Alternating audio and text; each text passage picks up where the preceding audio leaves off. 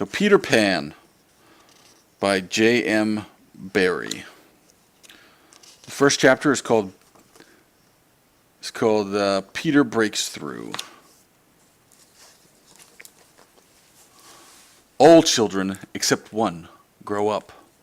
They soon know that they will grow up. And the way Wendy knew was this.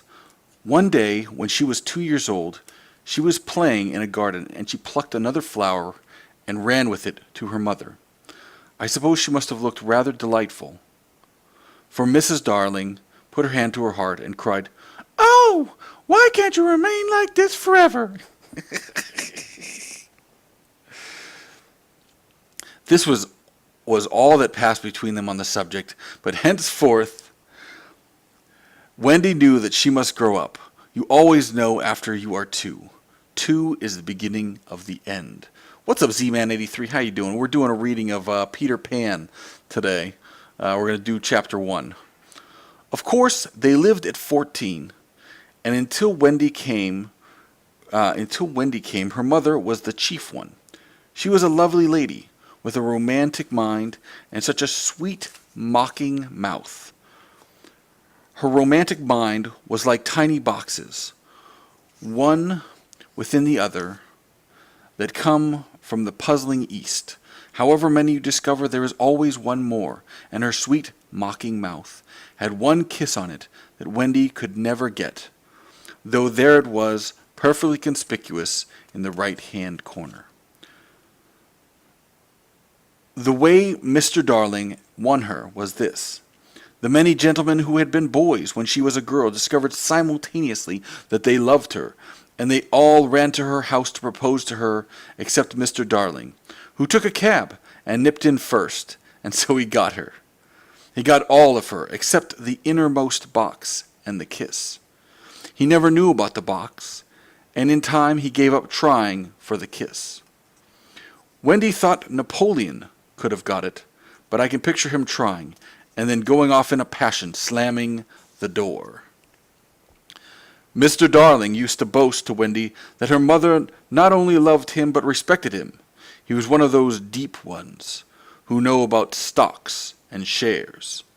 Of course, no one really knows, but he quite seemed to know, and he often said stocks were up and shares were down in a way that would have made any woman respect him.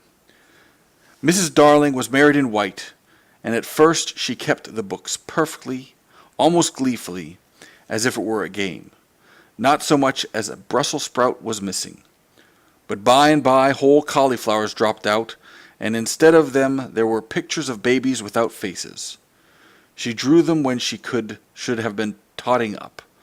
They were Mrs. Darling's guesses. This is weird. Wendy came first, then John, then Michael. For a week or two after Wendy came, it was doubtful whether they would be able to keep her, as she was another mouth to feed. Mr. Darling was frightfully proud of her, but he was very honorable. And he sat on the edge of Mrs. Darling's bed, holding her hand and calculating expenses, while she looked at him imploringly. She wanted to risk it, come what might, but that was not his way. His way was with a pencil and a piece of paper, and if she confused him with suggestions, he had to begin at the beginning again. "Now don't interrupt," he would beg of her. "I have £1.17 here, and 2 6 at the office.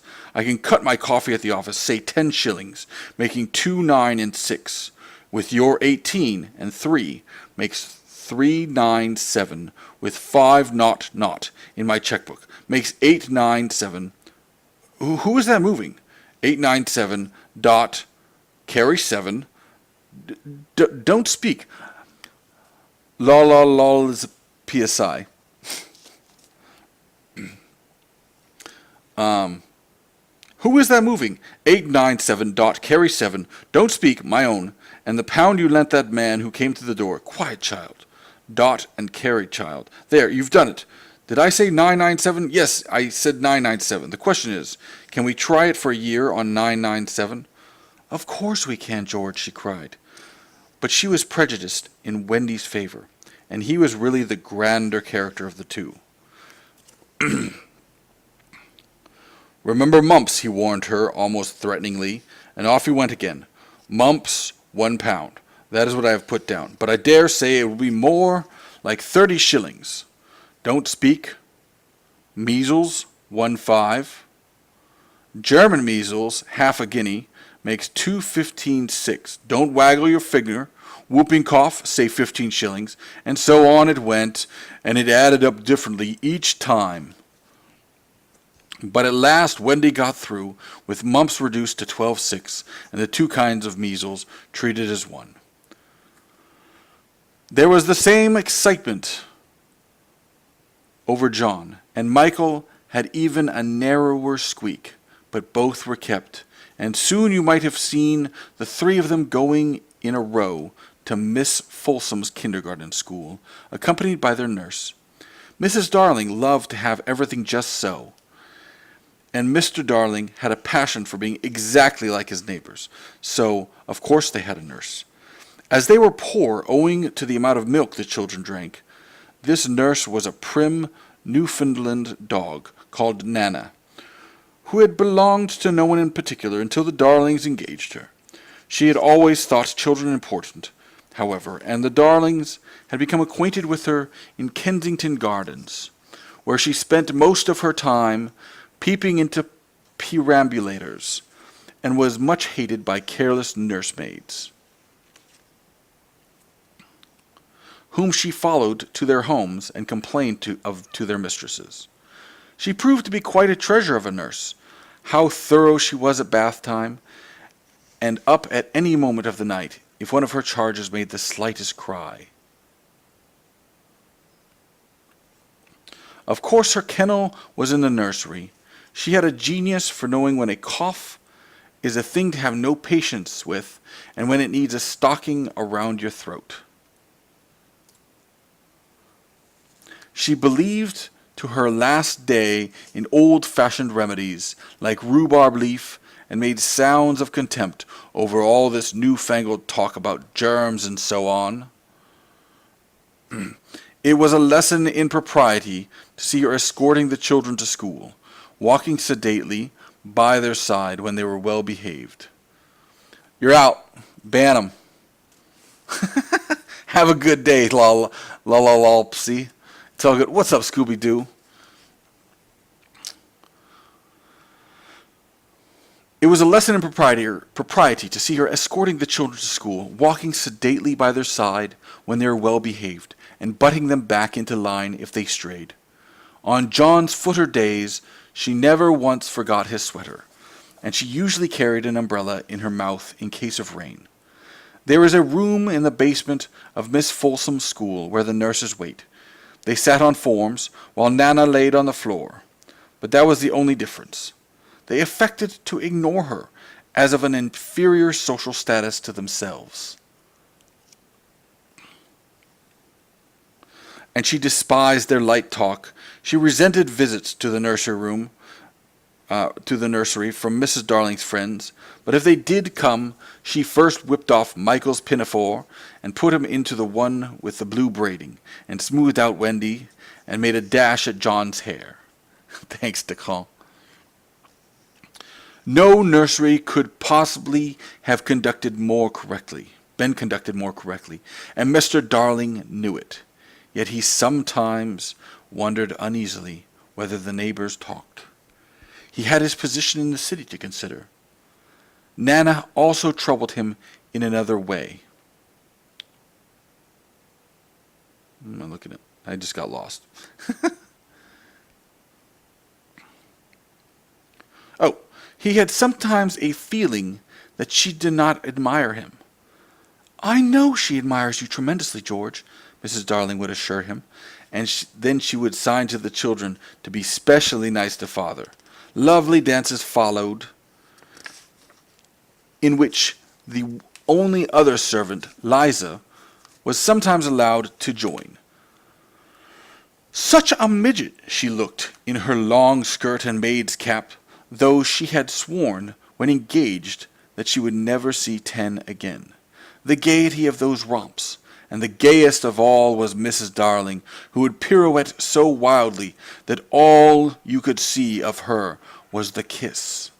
And then if you had dashed at her, you might have got it. There never was a simpler, happier family until the coming of Peter Pan. Mrs. Darling first heard of Peter when she was tidying up her children's minds. It was the nightly custom of every good mother,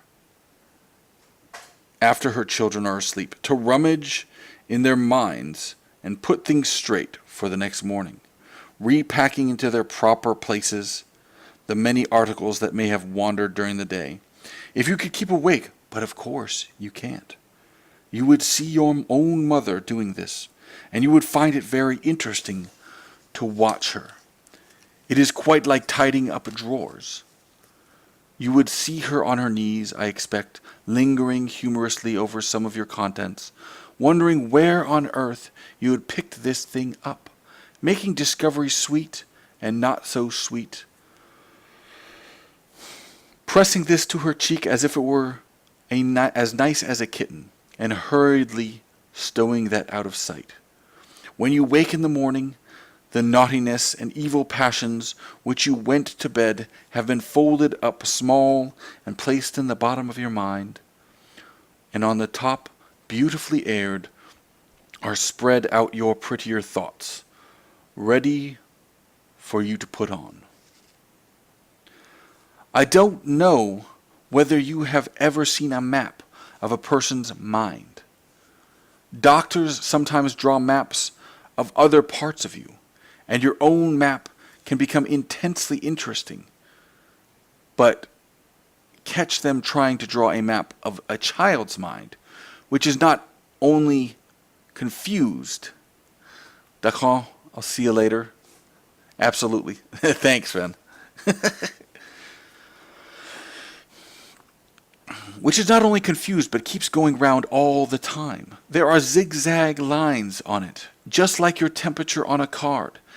And these are probably roads in the island, for the Neverland is always more or less an island, with astonishing splashes of color here and there, and coral reefs and rakish-looking craft in the offing, and savages and lonely lairs and gnomes who are mostly tailors, and caves through which a river runs, and princes with 6 elder brothers, and a hut fast going to decay, and one very small old lady with a hooked nose. It would be an easy map if that were all, but there is also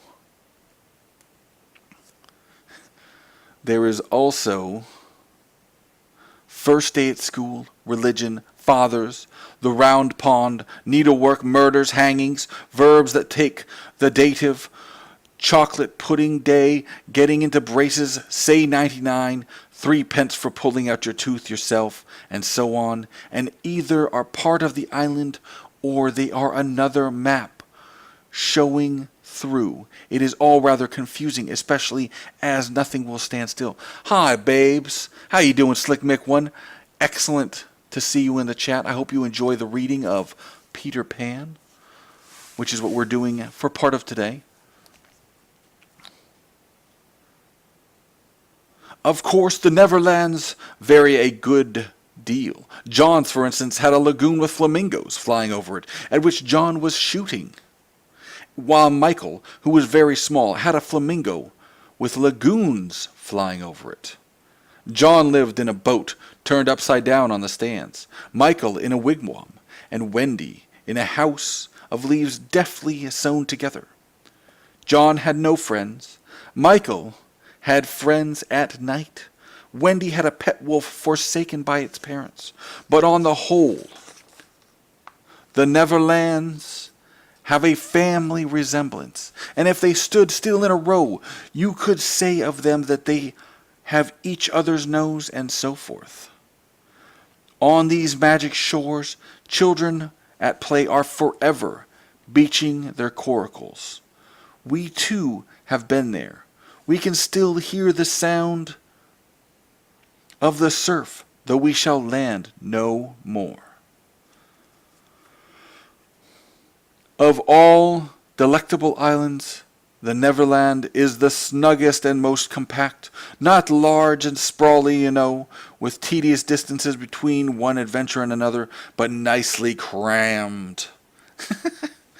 When you play at it by day with the chairs and tablecloth, it is not in the least alarming, but in the 2 minutes before you go to sleep, it becomes very, very nearly real.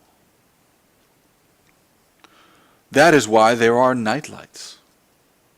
Occasionally in her travels through her children's mind, Mrs. Darling found things that she could not understand. And of these quite the most perplexing was the word Peter. She knew of no Peter.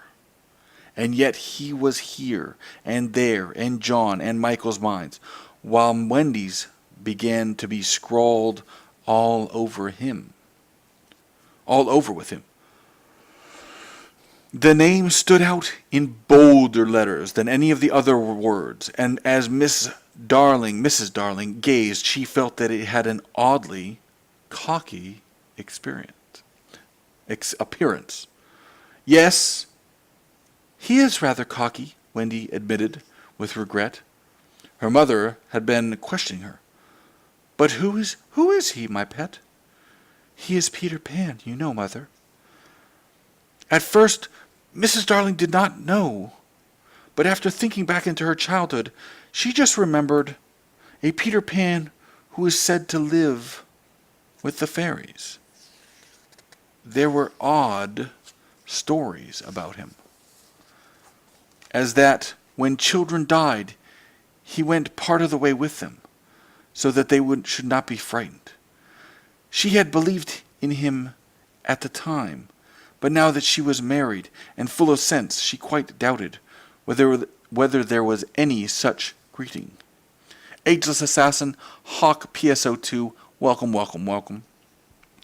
Besides, she said to Wendy, he would be grown up by this time. Oh no, he isn't grown up, Wendy assured her confidently, and he is just my size.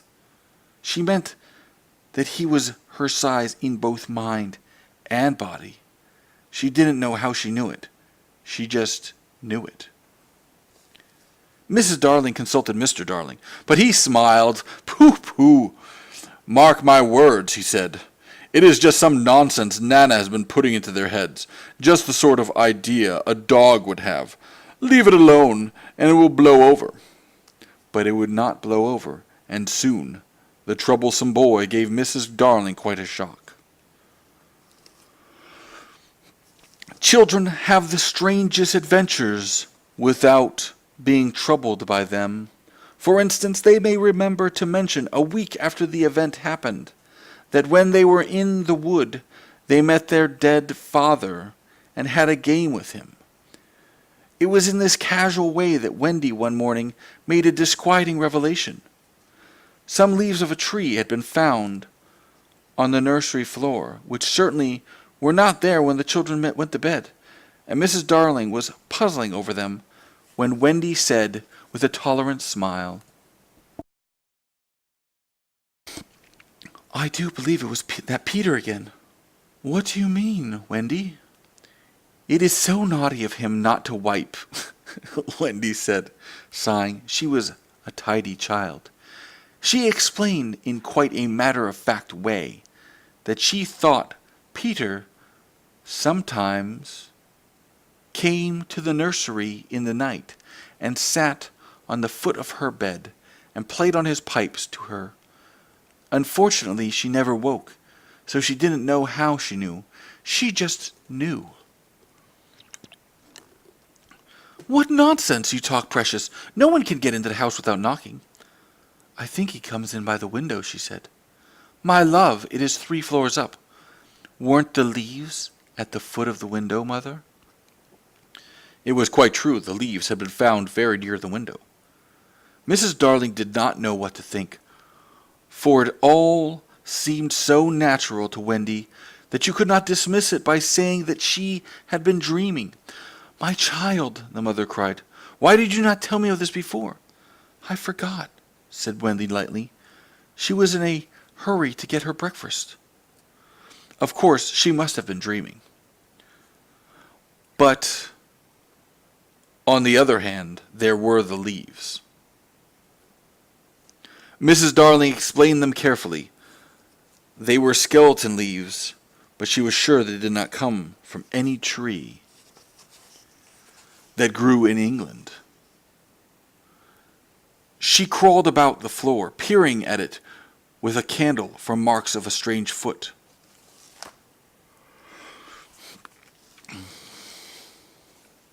She rattled the poker up the chimney and tapped the walls. She let down a tape from the window to the pavement, and it was a sheer drop of 30 feet without so much as a spout to climb up by.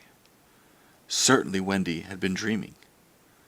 But Wendy had not been dreaming. As the very next night showed, the night on which the extraordinary adventures of these children may be said to have begun. On the night we speak of, all the children were once more in bed. It happened to be Nana's evening off, and Mrs. Darling had bathed them and sung to them till one by one they had let go her hand and slid away to the land of sleep. All were looking so safe and cozy that she smiled at her fears now and sat down tranquilly by the fire to sew. It was something for Michael, who on his birthday was getting into shirts. Excuse me for the breathing. The fire was warm, however, and the nursery dimly lit by 3 night lights, and presently the sewing lay on Mrs. Darling's lap. Then her head nodded. Oh, so gracefully. She was asleep. Look at the 4 of them, Wendy and Michael over there, John here, Mrs. Darling by the fire. There should have been a 4th nightlight. While she slept, she had a dream. She dreamt that the Neverland had come too near and that a strange boy had broken through from it. He did not alarm her, for she thought she had seen him before in the faces of many women who have no children. Perhaps he is to be found in the faces of some mothers also. But in her dream, he had rent the film that obscures the Neverland, and she saw Wendy and John and Michael peeping through the gap. The dream by itself would have been a trifle, but while she was dreaming, the window of the nursery blew open, and a boy did drop on the floor. He was accompanied by a strange light no bigger than your fist, which darted about the room like a living thing, and I think it must have been this light that wakened Mrs. Darling. She started up with a cry and saw the boy, and somehow she knew at once that he was Peter Pan. If you or I or Wendy had been there, we should have seen that he was very like Mrs. Darling's kiss. He was a lovely boy, clad in skeleton leaves and the juices that ooze out of trees. But the most enticing thing about him was that he had all his first teeth, which means he hasn't lost them yet. When he saw she was a grown-up, he gnashed the little pearls at her. Oh. I'm going to give it a 10-second pause before I start in the next chapter. That was chapter 1. How's everyone doing today? Scooby-Dooby-Doo, welcome again. Ageless Assassin, welcome to the first reading stream. Hawk PSO2, welcome. How are you guys doing? How's it sound to you?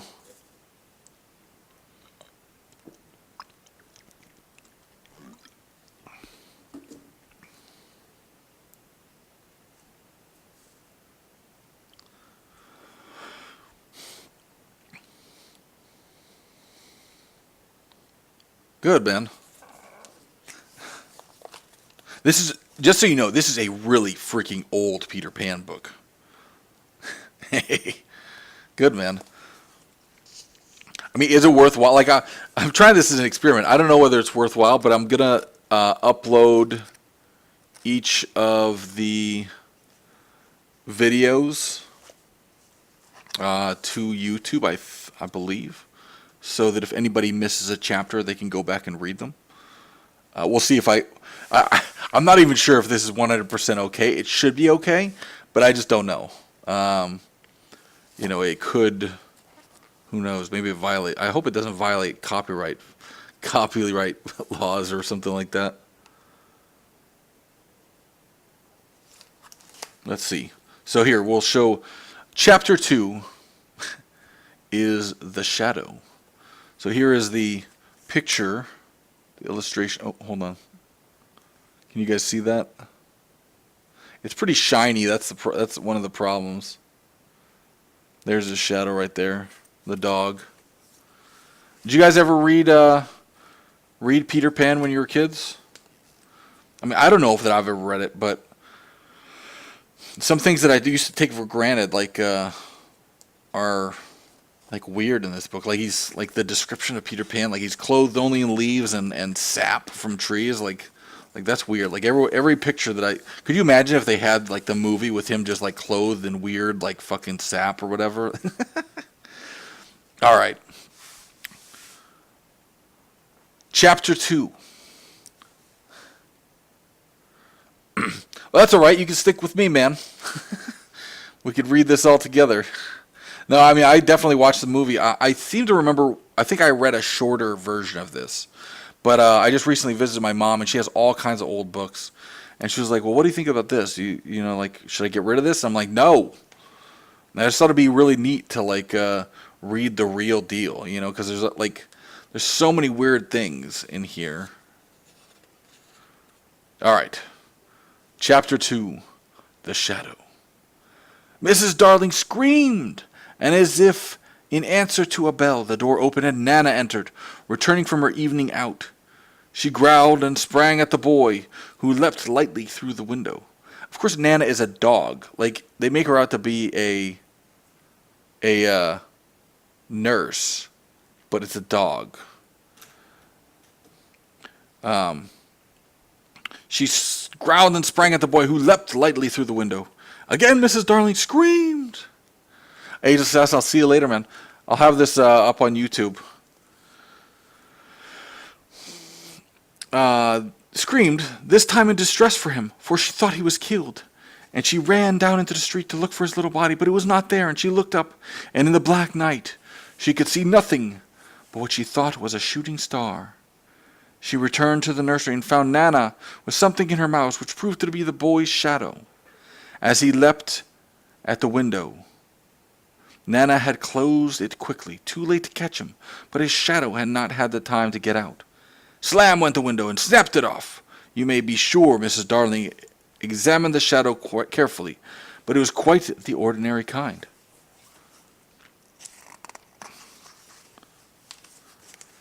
Nana had no doubt of what was the best thing to do with this shadow.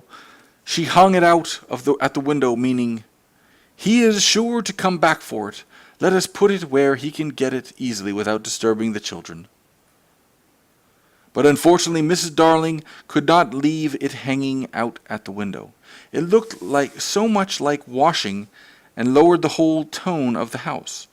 She thought of showing it to Mr. Darling, but he was totting up winter greatcoats for John and Michael, with a wet towel around his head to keep his brain clear, and it seemed a shame to trouble him. Besides, she knew exactly what he would say. It all comes of having a dog for a nurse. She decided to roll the shadow up and put it away carefully in a drawer until a fitting opportunity came for telling her husband, "Ah, me."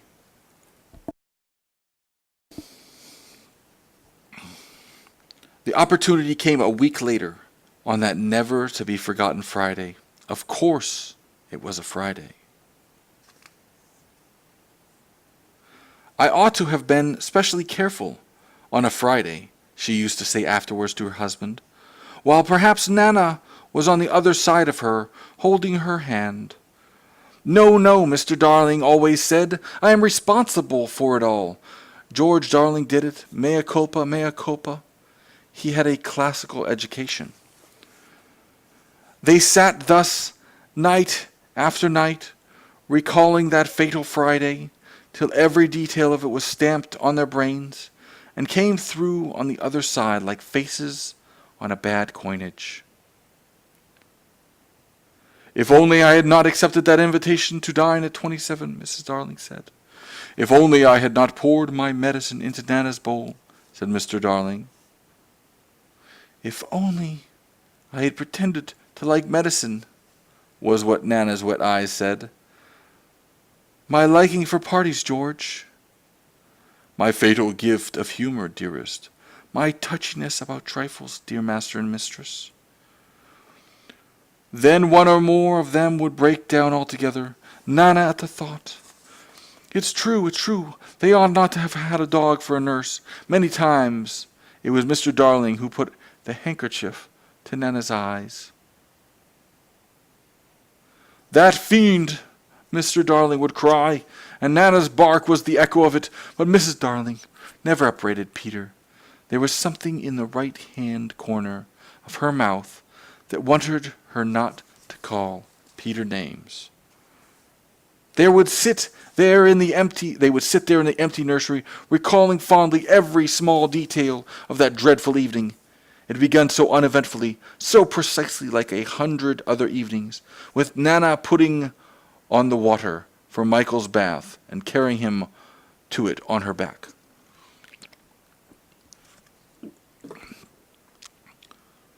"I won't go to bed," he had shouted, like one who still believed he had the last word on the subject. I won't, Nana. It isn't 6 o'clock yet. Oh dear. I shan't love you any more, Nana. I tell you I won't be bathed. I won't. Then Mrs. Darling had come in, wearing her white evening gown.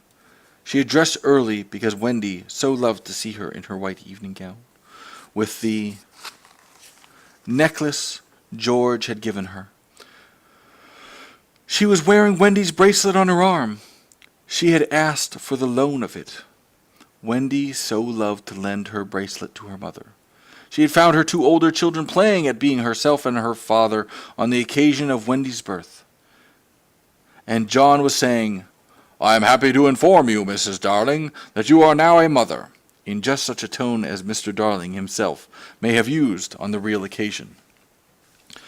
Wendy had danced with joy, just as the real Mrs. Darling must have done. Then John was born, with the extra pomp that he conceived due to the birth of a male, and Michael came from his bath to ask to be born also. But John said brutally that they did not want any more. Michael had nearly cried. "Nobody wants me," he said. And of course the lady in evening dress could not stand that. "I do," she said. "I so want a third child." "Boy or girl?" asked Michael, not too hopefully. "Boy." Then he had leapt into her arms, such a little thing for Mr. and Mrs. Darling and Nana to recall now, but not so little if that was to be Michael's last night in the nursery. They go on with their recollections. "It was then that I rushed in like a tornado, wasn't it?" Mr. Darling would say, scorning himself, and indeed he had been like a tornado. Perhaps there was some excuse for him. He, too, had been dressing for the party, and all had gone well with him until it came to his tie. It was an astounding thing to have to tell, but this man, though he knew about stocks and shares, had no real mastery of his tie. Sometimes the thing yielded to him without a contest, but there were occasions when it would have been better for the house if he had swallowed his pride and used a made-up tie. This was such an occasion. He came rushing into the nursery with the little crumpled brute of a tie in his hand. "What is the matter, father dear?" "Matter," he yelled. He really yelled. "This tie! It will not tie!" He became dangerously sarcastic. "Not around my neck. Around the bedpost. Oh, yes, 20 times I have made it up around the bedpost. But around my neck, no. Oh, dear, no. Begs to be excused." He thought Mrs. Darling was not sufficiently impressed. He went on sternly. "I warn you of this, mother. that unless this tie is around my neck, we don't go out to dinner tonight. And if I don't go out to dinner tonight, I never go to the office again. And if I don't go to the office again, you and I starve and our children will be flung into the streets. Oh, it is story time. It's Peter Pan, Aaron. Even then, Mrs. Darling was placid. "Let me try, dear," she said. And indeed, that was what he had come to ask her to do. And with her nice, cool hands, she tied his tie for him, while the children stood around to see their fate decided. Some men would have resented her being able to do it so easily, but Mrs. Darling was far too fine of a nature for that. He thanked her carelessly, at once forgot his rage, and in another moment was dancing around the room with Michael on his back. Picture time. Sorry about the disco. There's Mrs. Darling, Mr. Darling, Peter on his back, dancing around the room, with his tie all screwed up. "How wildly we romped," said Mrs. Darling, now recalling it. "Our last romp," Mr. Darling groaned. I know they're so cool, like old. Oh, dude, look at the hottie in the background. Look at the picture of the hottie.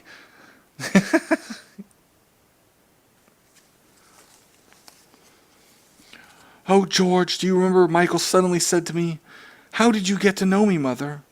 I remember. They were rather sweet, don't you think, George? And they were ours, and now they're gone." The romp had ended with the appearance of Nana, and most unluckily, Mr. Darling collided against her, covering his trousers with hair.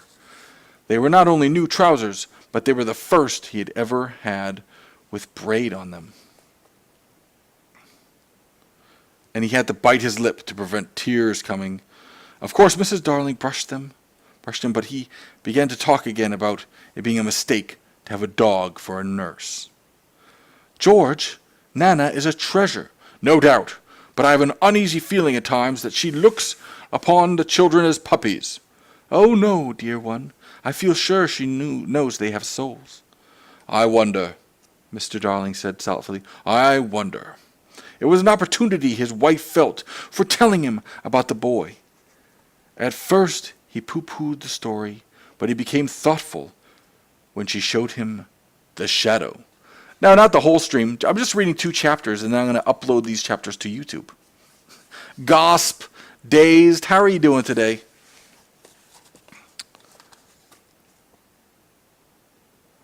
"It is nobody I know," he said, examining it carefully. "But he does look like a scoundrel." "We were discussing it, you remember." "We're still discussing it, remember," said Mr. Darling, when Nana came in with Michael's medicine. "You will never carry the bottle in your mouth again, Nana, and it was all my fault." Strong man though he was, there is no doubt he had behaved rather foolishly over the medicine. If he had had a weakness, it was for thinking that all his life he had taken medicine boldly, and now when Michael dodged the spoon in Nana's mouth, he said reprovingly, "Be a man, Michael." Won't, Michael cried naughtily. Mrs. Darling left the room to get a chocolate for him, and Mr. Darling thought this showed want of firmness. "Mother, don't pamper him," he called after him. "Michael, when I was your age, I took medicine without a murmur," I said. "Thank you, kind parent, for giving me bottles to make me well." He really thought this was true, and Wendy, who was now in her nightgown, believed it also, and she said to encourage Michael, "That medicine you sometimes take, Father, is much nastier, isn't it?" "Ever so much nastier," Mr. Darling said bravely, "and I would take it now as an example to you, Michael, if I hadn't lost the bottle." He had not exactly lost it. He had climbed in the dead of night to the top of the wardrobe and hidden it there. What he did not know was that the faithful Liza had found it and put it back on his washstand. "I know where it is, Father," Wendy cried, always glad to be of service. "I'll bring it."